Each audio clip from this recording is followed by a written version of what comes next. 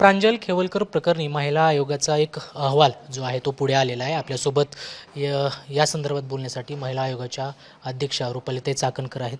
ताई, नेमका अहवालात नेमकं काय आलेलं आहे, काय सगळं प्रकरण आहे? गेली 3 दिवसापूर्वी राज्य महिला आयोगाच्या वतीनं पुणे पोलीस आयुक्तांना पत्रव्यवहार करत यामधील मानवी तस्करीच्या विरोधातलं पथक कार्यरत करावं आणि यामध्ये ज्या मुली आहेत मोठ्या प्रमाणावर त्यांच्यावरती लैंगिक अत्याचार किंवा त्यांचं त्या पद्धतीचं फोटो व्हिडिओ शूट करून पुन्हा एकदा त्यांचं ब्लॅकमेलिंग अशा प्रकार असल्यामुळे याच्यामध्ये आपण ह्युमन ट्रॅफिकिंग डिपार्टमेंटच्या सहकार्याने हा सगळ्यामध्ये मुलींना संरक्षण द्यावं, त्यांची काही तक्रार मांडण्यासाठी ते पुढे येत असतील तर कायद्याच्या चौकटीतून संरक्षण देऊन पुन्हा अशा गोष्टी घडणार नाही यासाठीचा प्रयत्न करावा अशा स्वरूपाचा पत्रव्यवहार केला होता। आज त्याचा अहवाल प्राप्त झाला। या अहवालामध्ये अतिशय भयावह आणि भीषण अशी परिस्थिती मांडलेली आहे। मी पत्रकार परिषदेत आणि वारंवार सांगते की अनेक गोष्टी अशा आहेत ज्या यामध्ये बोलू शकत नाहीत किंवा सांगू शकत नाही, सांगताना सुद्धा संकोच वाटतोय। पण पत्रकार परिषद घेण्याचा एकच उद्देश की इथून पुढे कुठल्या मुलींनी या एजंटला बळी पडू नये किंवा त्यांच्यावर लैंगिक अत्याचार होऊ नये, त्यांना एक संरक्षण देणं ही आपली जबाबदारी आहे आणि म्हणून मला असं वाटतं त्या संरक्षित राहाव्यात यासाठीचा हा प्रयत्न आहे। परंतु किती एकूण फोटो आणि व्हिडिओ जे आहेत ते त्यांच्या मोबाईलमध्ये होते, हिडन केलेल्या फोल्डरमध्ये, आणि त्याच्यामध्ये स्वतः खेवलकर असल्याचा आरोप देखील तुम्ही केलेला आहे। यामध्ये 252 व्हिडिओ आहेत, 1497 फोटो आहेत आणि एकूण 1749 फोटो व्हिडिओ आहेत। यामध्ये अतिशय घाणेरडे, आक्षेपार्ह, अशोभनीय असे व्हिडिओ आहेत। अनेक व्हिडिओमध्ये खेवलकर स्वतः आहे आणि या मुलींचे विवस्त्र करून त्यांना नग्न अवस्थेमध्ये केलेले व्हिडिओ शूट आहे। एकूण हे प्रकरण किती मोठं असण्याची शक्यता आहे, काय? की आम्ही पोलीस महासंचालकांना SIT गठीत करून याचा तपास करावा अशा पद्धतीचा पत्रव्यवहार केला आहे। जर SITचा तपास झाल्यानंतर समोर आलं तर कदाचित महाराष्ट्रातील सगळ्यात मोठं हे रॅकेट असू शकतं। परंतु ही रोहिणी खडसे यांचे पती असल्यामुळंच तुम्ही या प्रकरणामध्ये दखल घेत आहेत असा आरोप देखील होत आहे। गेल्या वर्षी आम्ही मस्कत, ओमान, दुबई या परराज्यामधून 24 मुली आणि महिलांना महाराष्ट्रात परत आणलं।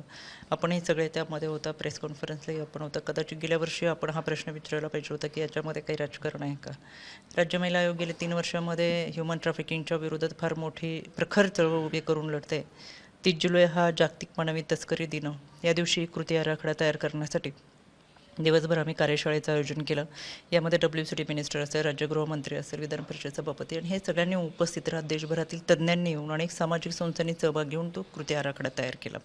एकूणच आमच्या या सगळ्या आयोगाच्या माध्यमातून ज्या काही मुली महिलांना आम्हाला मानवी तस्करीपासून रोखता येत आहे, त्यांना संरक्षण देता येईल, ती आमची भूमिका राहिलेली आहे। त्याच्यामुळे राजकारणच करायचं असतं तर दुसऱ्या दिवशीच पत्रकार परिषद घेतली असते, इतक्या दिवसाची मला गरज पडली नसते।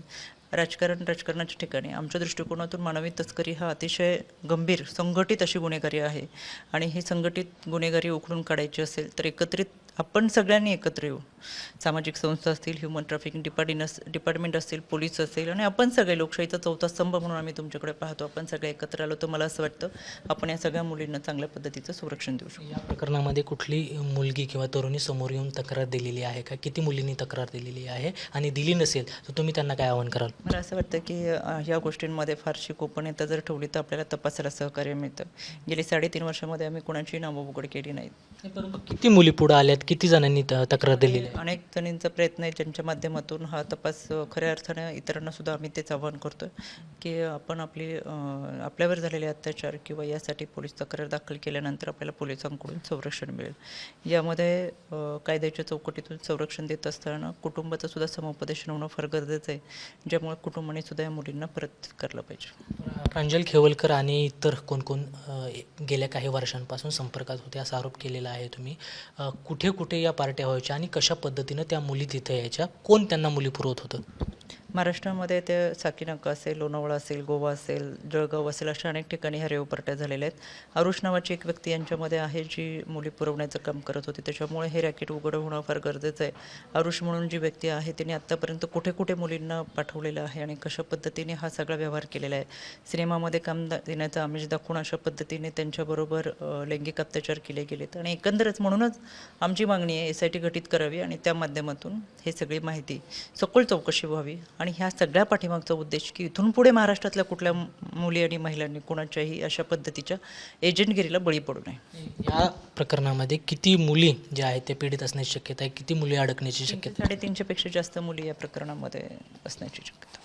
तर या होत्या राज्य महिला आयोगाच्या अध्यक्षा रुपाली चाकणकर त्यांनी खरं तर प्रांजल खेवलकर यांच्या प्रकरणामध्ये एक अहवाल जो आहे तो सादर केलेला आहे. प्रांजल खेवलकर यांच्या मोबाईलमध्ये हिडन फोल्डरमध्ये 1700पेक्षा अधिक आक्षेपार्ह फोटो आणि व्हिडिओ जे आहेत ते आढळलेले आहेत आणि SITच्या माध्यमातून या प्रकरणात आणखी काही गोष्टी ज्या आहेत त्या समोर येण्याची शक्यता आहे. कॅमेरामन गोपाल हरणेसह कृष्णा पांचाळ, मुंबई तक, पुणे.